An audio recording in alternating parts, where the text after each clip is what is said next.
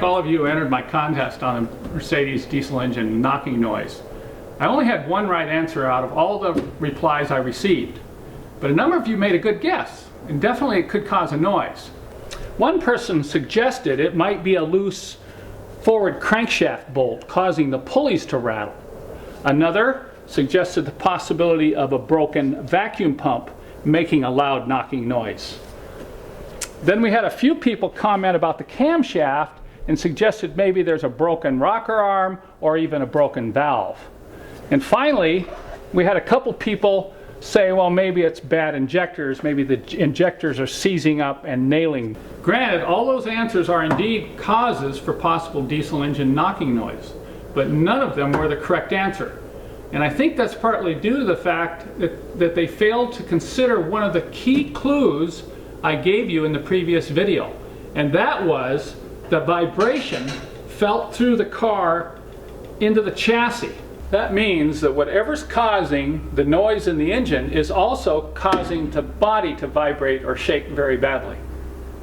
And yes, the problem is right down here.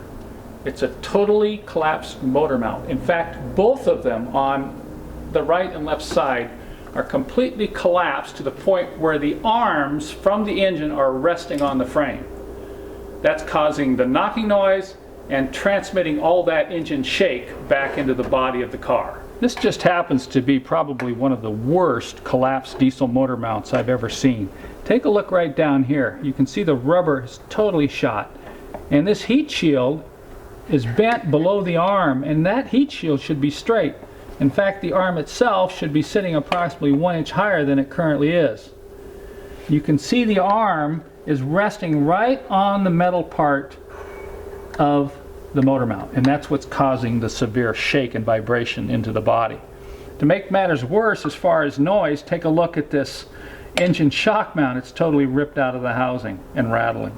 Pretty nasty motor mount, and it isn't any better on the other side either.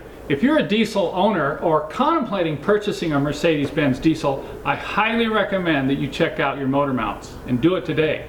Changing motor mounts can be done with the engine in the car, but it's a little tricky. I've come up with a kit which includes new motor mounts, special tools, and complete instructions on how to do this job yourself. Be sure and check it out at www.mercedessource.com.